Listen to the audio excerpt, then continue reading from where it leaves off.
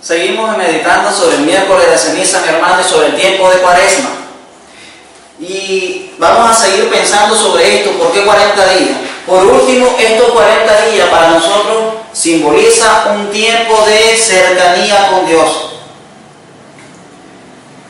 Un tiempo de estar en la presencia de Dios. Un tiempo de vivir para Dios. Vamos a ver lo que dice Éxodo capítulo 24, verso 18. Éxodo capítulo 24, verso 18. Moisés se adentró en la nube y subió al monte y estuvo allí 40 días con sus noches. Moisés, palabra de Dios, te alabamos, Señor. Moisés estuvo 40 días con sus noches en la nube. La nube representaba la presencia de Dios. Estuvo 40 días y sus noches ante la presencia de Dios. Vamos a leer por último Mateo capítulo 4, verso 2. Jesús hizo un ayuno de 40 días con sus noches y al final sintió hambre. Palabra del Señor. Gloria a ti, Señor Jesús. Entonces, este tiempo de Cuaresma es un tiempo para preparar nuestro cuerpo y nuestra alma para vivir gozoso la Pascua, preparándonos para la conversión, para acercarnos al Señor. Estos 40 días, mira, hay hermanos que son muy radicales. Dice la Biblia, sí es cierto que hay que prepararnos y vivir un tiempo de ayuno, de abstinencia. Dice la Biblia que tiene que ser 40 días, pero ¿por qué un miércoles? Ya le explicamos, mi hermano. Pero hay muchas personas muy cerradas que no llegan a decir que la Biblia no dice que sea un miércoles. Mi hermano, la Biblia no dice que hagan los cultos a las 8 de la mañana o a las 10 de la mañana. Hay cosas que nosotros le hacemos pues porque es conveniente. Entonces es conveniente en 40 días, entonces coincide con un miércoles. No podemos quedarnos quebrándonos la cabeza sobre si lo dice o no lo dice la Biblia textualmente, tal como le practicamos. Hay cosas que son por conveniencia. Queremos vivir 40 días, ok, lo vamos a vivir los 40 días, pero tiene que iniciar un miércoles, porque contamos ya los 40 días e inicia miércoles. Vamos a ver lo que dice el libro de Jonás, capítulo 3, verso 5. Creyeron a Dios los ninivitas, proclamaron un ayuno y se vistieron de sayal pequeños y grandes. Palabra de Dios, te alabamos, Señor. En este tiempo el Señor nos pide a través de su iglesia que vivamos en un tiempo de ayuno, un tiempo de conversión. ¿Por qué el ayuno, mi hermano? Yo te voy a decir algo muy sencillo. No es que comer sea malo. ¿Quién te ha dicho que comer carne sea pecado? Eso no te lo dice la iglesia. Lo que sí nos dice la iglesia es que nuestro corazón tiene que estar preparado, así sintiendo el ardor de nuestro estómago cuando nosotros no comemos alimentos. Así vive nuestra alma cuando no la alimentamos con la palabra de Dios, cuando no lo alimentamos con la Santa Eucaristía, cuando no lo alimentamos con la oración. Entonces el ayuno para nosotros es algo que nos sirve para estar cerca de Dios y preparar nuestro cuerpo para eso, para estar viviendo con Dios, estar viendo a Dios, contemplarlo, sentir a Jesucristo resucitado. Mira, yo te voy a decir esto. Jesucristo se preparó 40 días. Y 40 días Jesucristo ayunó. ¿Y por qué hizo esto Jesucristo? Antes de iniciar su ministerio, antes de iniciar su vida pública, antes de salir a la calle como un rabí, como un rabino, como un maestro, antes de salir a su ministerio, Jesús se prepara 40 días. Si Jesús lo hizo, ¿por qué no lo vamos a hacer nosotros? Preparemos estos 40 días. La iglesia no te dice que pases 40 días en hambre. Eso no te está diciendo la iglesia.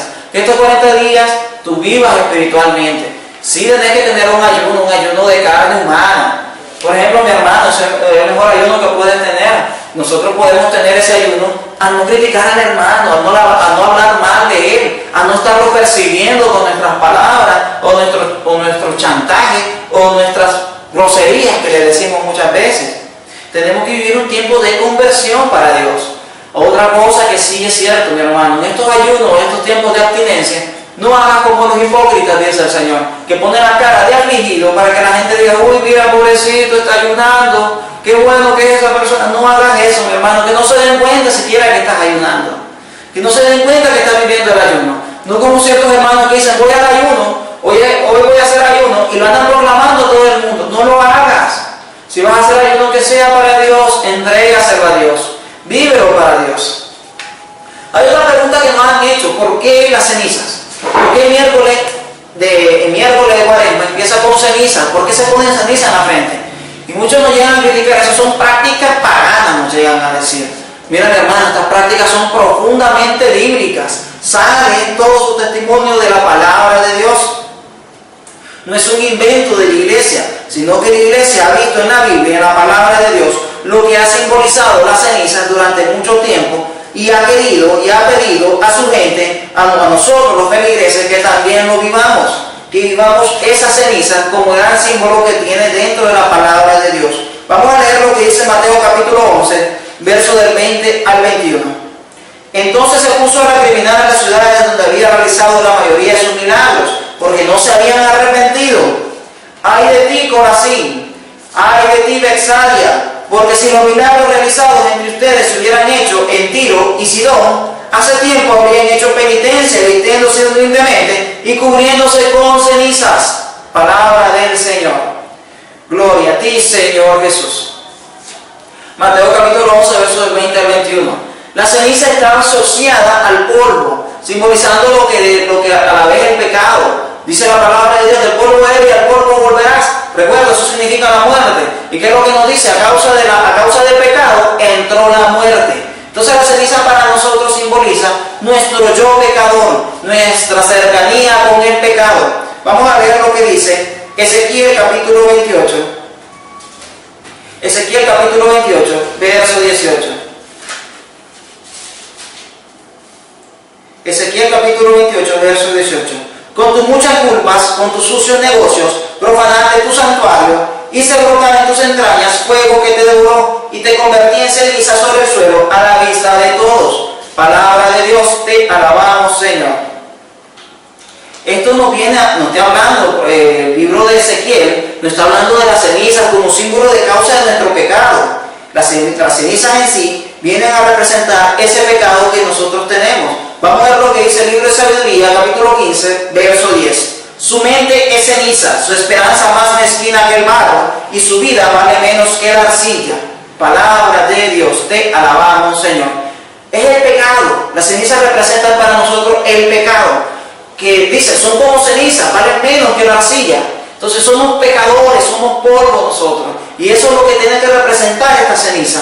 No es para lucirlo orgulloso, no es para decir, mira, yo ando ceniza en la frente. O no es para avergonzarnos como muchos, que nomás nos quitamos la ceniza porque tenemos vergüenza que no las miren, sino para manifestar nuestro pecado. Además, mi hermano, recordemos que la ceniza no es un sacramento.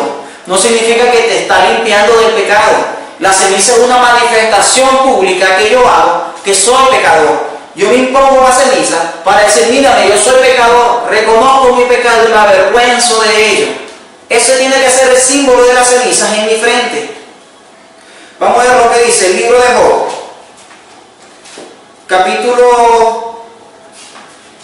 capítulo 42, verso 6. Libro de Job, capítulo 42, verso 6. Por eso retiro todas mis palabras y me arrepiento, echándome polvo y ceniza.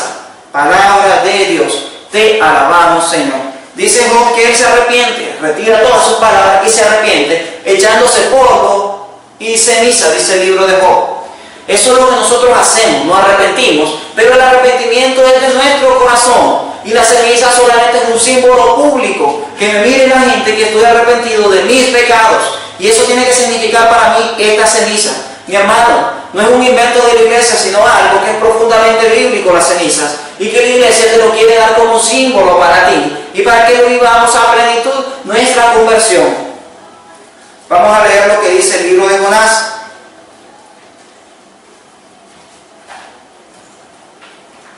En el libro de Jonás, capítulo 3, verso 6.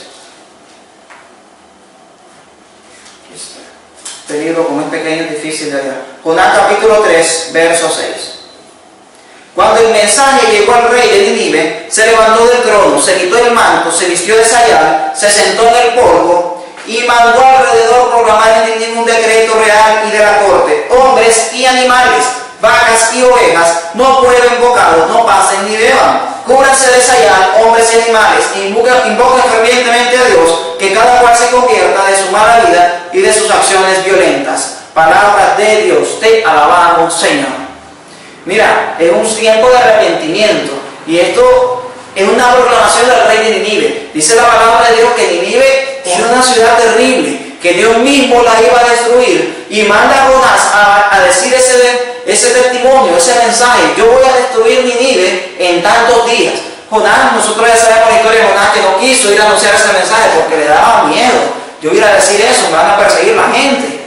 Y Jonás se fue, se escondió en un barco, y del barco le aventaron y cayó en un pozo, en el lago, y se lo tragó un pez marino, un monstruo marino, durante 3 días.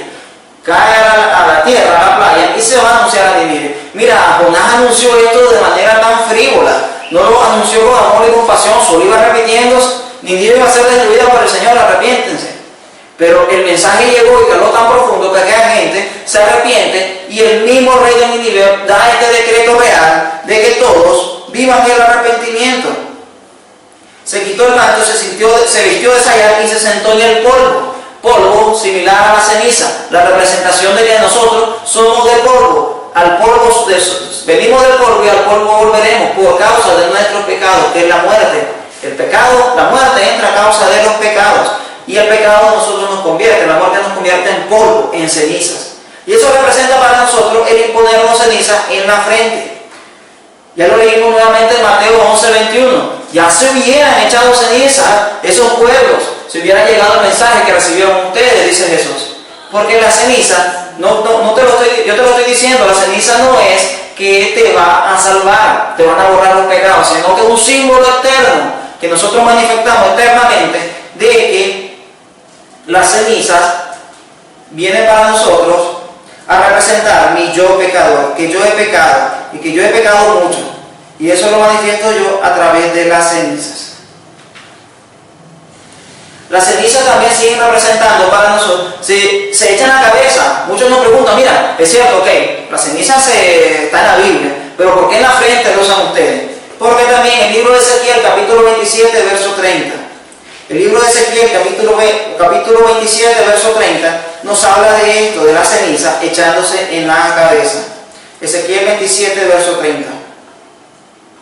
Se escucharán sus gritos gimiendo amargamente por ti, se echarán ceniza en la cabeza, se revolcarán en el polvo. Palabra de Dios, te alabamos, Señor. El judío tradicional, cuando se sentía triste, cuando se sentía abatido, agarraba ceniza y se la echaban en la cabeza, y mostrando con esa ceniza en su cabeza su arrepentimiento, su tristeza, su dolor. Y eso nosotros le hacemos. Por eso el miércoles de ceniza nos impone la ceniza en la cabeza, en nuestra frente, para manifestar nuestro dolor, nuestro sentimiento.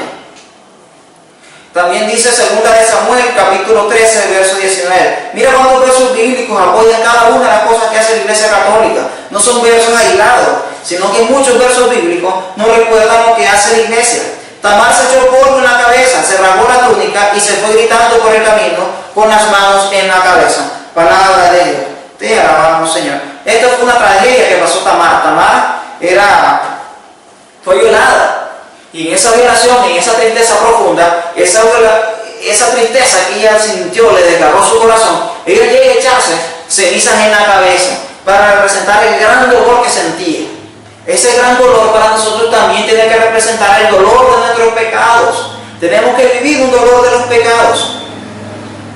Si no vivimos un dolor de nuestros pecados, nada estamos haciendo.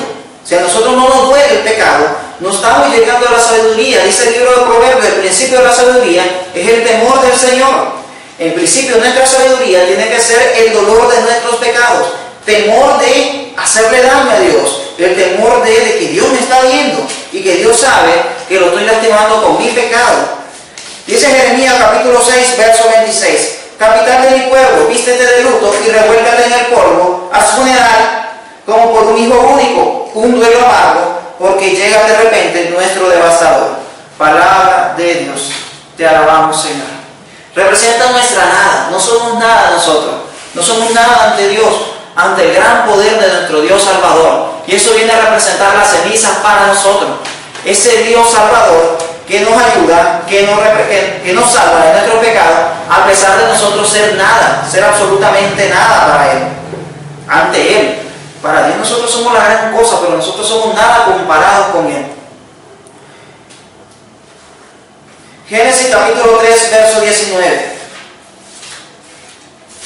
Y al final esto es lo que más prácticamente nos recuerda la ceniza que nos imponemos el miércoles.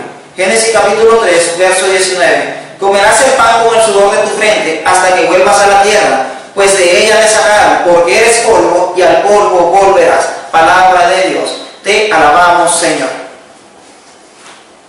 La ceniza para nosotros nos recuerda esta máxima, que por la muerte de nosotros, esto se lo dice el Señor luego del pecado. Antes del pecado no se lo había dicho. Después del pecado el Señor le dice, mira, vas a morir, eres polvo y al polvo volverás. Y eso nos recuerda a nosotros esta ceniza. Yo soy polvo, yo soy nada y al polvo volveré. Mira, hermano, que para el tiempo de Cuaresma nosotros tenemos que vivir en esto, pensando, mis pecados, esta vida que yo puedo tener, ¿cuántos años puedo vivir? 80, 90. ¿Qué son 90 años comparados con una eternidad? Una eternidad de gloria o una eternidad de sufrimiento. Entonces tenemos que recordar fuertemente esto. No puedo dejar yo mi inmortalidad, no puedo dejar yo mi eternidad por un momento. Tengo que vivir pensando en que mi camino va a ser rendir cuenta ante Dios y que Dios va a tomar cuenta de cada una de las acciones que yo he cometido. Y eso nos invita al tiempo de Cuaresma. Vamos a leer lo que dice Colosenses, capítulo 2, versos del 14 al 15. Porque vienen hermanos separados y nos preguntan, mira, ok, está bien, hasta ahí parada, lo de la ceniza ya te lo entendimos, pero ustedes la hacen en forma de cruz, ¿qué es eso? La Biblia está diciendo que está bien la ceniza. Uno se pone ceniza en la cabeza cuando uno está de duelo, de luto, pero ustedes lo hacen en forma de cruz. ¿Por qué aman tanto esa cruz? Nos dicen. Vamos a leer lo que dice Colosenses capítulo 2, versos 14 y 15. Canceló él el documento de nuestra deuda con sus cláusulas adversas a nosotros y lo quitó de en medio, clavándolo consigo en la cruz. Despojó a los principados y potestades y los humilló, haciéndolos desfilar públicamente como prisioneros de su marcha triunfal. Palabra de Dios, te alabamos, Señor. Colosenses capítulo 2, versos 14 a 15. Jesucristo tomó nuestro pecado, todo nuestro pecado, todos nuestros sufrimientos y lo clavó en la cruz. La cruz para nosotros es el máximo símbolo de salvación, porque en esa cruz fueron clavados nuestros pecados. Es un signo de redención para nosotros. Mira, mi hermano, que si nosotros dejamos aparte esa cruz, nosotros no estamos proclamando nada. Esa es la gran señal del Cordero. Y vamos a estar meditando más sobre esto de la cruz en el próximo tema. Ahorita vamos a dar solamente unas pinceladas sobre la cruz. Pero yo te quiero decir, no es solamente el acto de ceniza, no es solamente decir, está bien, yo creo en el Evangelio, me arrepiento, pero el arrepentimiento tiene que ser un acto del corazón. Podemos echarnos las cenizas en nuestra frente, pero el arrepentimiento es algo que nace de nuestro corazón, porque Dios no va a ver tu apariencia, va a ver tu corazón. La ceniza es un símbolo eterno, pero es algo que ya tenemos que tener dentro nuestro, que es un arrepentimiento, un dolor de los pecados. Me duele lo que hice. Ya no quiero seguir pecando. Quiero hacer algo para dejar de pecar. Mira, 2 Samuel capítulo 11, verso 16, nos dice que David, luego de pecar, mira, David es una persona que es contada como justo, pero David vivió en adulterio. Mató a un hombre por acostarse con una mujer casada. Mira, esto fue terrible para David, fue uno de sus grandes pecados. Y dice la palabra de Dios en 2 Samuel capítulo 12, verso 16, que David se lamentaba. Y ese lamento era acostándose en el suelo y llorando. Era un lamento de acostarse en el suelo y llorar. ¿Qué era acostarse en el suelo? Una manifestación interna de lo que él está viviendo. Me siento triste, abrumado. Y en este sufrimiento él se acostaba en el suelo y lloraba. Pero el arrepentimiento para nosotros, ese es un signo externo, pero el arrepentimiento es interno. Lo que sentía David dentro de él. Lo que sentía David dentro de él, que lo llevó a confesar su pecado ante Natán. Dice la palabra de Dios que ante Natán David se confesó pecador y confesó su pecado ante Natán. Y Natán le dijo que Dios te había perdonado. Igual, muy semejante a lo que hacen nuestros sacerdotes en la actualidad con cada confesión que nosotros realizamos. Nos reconocemos nuestro pecado ante Él y el sacerdote en nombre de Dios nos da la palabra clave, la palabra grande para nosotros diciéndonos ya te perdonamos del pecado. Ya te perdoné, te dice el Señor a través de nuestro sacerdote. Por último, mi hermano, recordemos la palabra que nos dice el sacerdote al imponernos la ceniza. Esta es una pregunta que me decía, mira, ¿de dónde sale esa palabra de conviértete y cree en el Evangelio? Marcos capítulo 1, verso 15. Es similar a lo que Jesucristo decía: conviértete y cree en el Evangelio, conviértete y vive el Evangelio. Y eso es lo que nos dice el sacerdote al imponernos la ceniza: conviértete y cree en el Evangelio. No son palabras rituales, es una palabra que te lo están diciendo a ti que fuiste a recibir esa ceniza, te lo está diciendo a ti, me lo está diciendo a mí: conviértete y cree, conviértete y vive el Evangelio. No es un ritual, es una palabra directa. Y allá que el que lo escuchó o no lo escuchó, pero el sacerdote te la dijo. Nosotros la tenemos que creer. En otros lugares se dice: recuérdate que al polvo eres y al polvo volverás, sacado de lo que ya leímos, Génesis capítulo 3, verso 19. Conviértete y cree en el Evangelio, Marcos capítulo 1, verso 15, o Mateo capítulo 4, verso 17. Y eso es lo que nosotros tenemos que vivir, esa conversión en el Evangelio.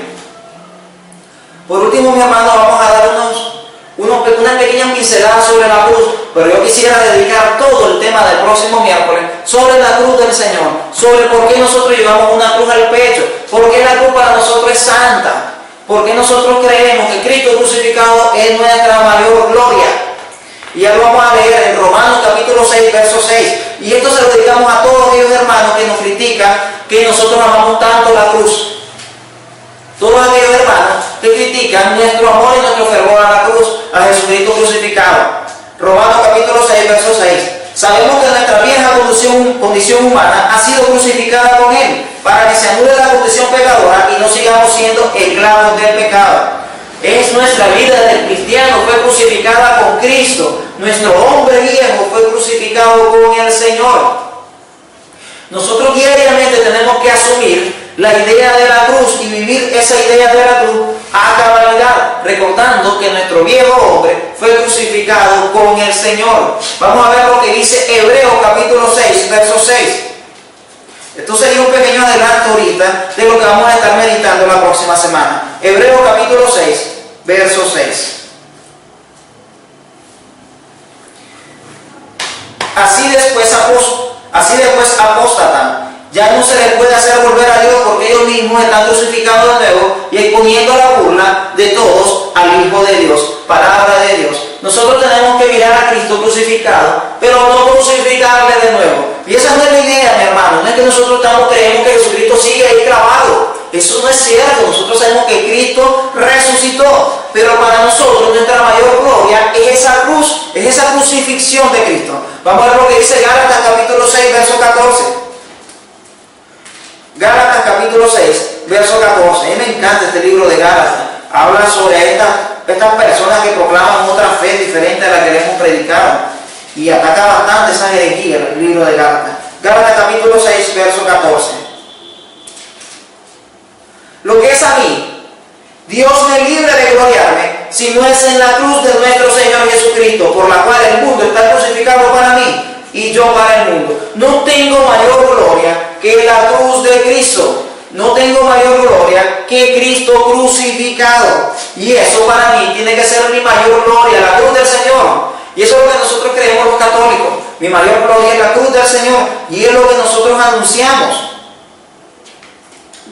Tenemos nosotros que vivir esa cruz del Señor, apartándonos de toda maldad y creyendo en ese Evangelio. Por último vamos a leer 1 Corintios capítulo 1, verso 18. 1 Corintios capítulo 1, verso 18. Y esto, mi hermano, me gustaría que se lo leas a cada persona que te reniega de la cruz y que te dice: ¿para qué andan la cruz ustedes? ¿Para qué quieren tanto esa cruz? Si con eso mataron al Señor. 1 Corintios capítulo 1, verso 18. Fue los primeros versículos que yo me aprendí porque me encantaron. Fue algo que yo criticaba, eso del amor de la cruz. Y fue algo que me gustó y me impactó cuando lo leí. Porque el mensaje de la cruz es locura para los que se pierden, pero para los que no salvaremos es fuerza de Dios, como está escrito: acabaré con la sabiduría de los sabios y confundiré la inteligencia de los inteligentes. Sigamos leyendo. ¿Dónde hay un sabio? ¿Dónde un letrado? ¿Dónde un investigador de este mundo? ¿Acaso no ha demostrado Dios que la sabiduría del mundo es una locura? Como el mundo con su sabiduría no reconoció a Dios en las obras que manifiestan su sabiduría, dispuso Dios salvar a los creyentes por la locura de la cruz. Porque los judíos piden milagros, y no solo los judíos actualmente, porque los judíos piden milagros, los griegos buscan sabiduría, mientras que nosotros anunciamos a un Cristo y este crucificado. escándalo para los judíos, locura para los paganos. Pero para los llamados, tanto judíos como griegos, es un Cristo que es fuerza y sabiduría de Dios. Palabra de Dios. Te alabamos, Señor. Vívelo, mi hermano. Repite y subraya en tu Biblia. 1 Corintios capítulo 1, verso 18 hasta el 25. 1 Corintios capítulo 1, verso 18 hasta el 25. Mira qué precioso la locura de la cruz. Vamos a estar meditando profundamente lo de la cruz el próximo miércoles. Pero por el momento yo te digo, mi hermano, la cruz es una locura para los que se pierden. Ya lo dice el versículo 18, pero para nosotros los salvados, dice el versículo 19, es poder de Dios.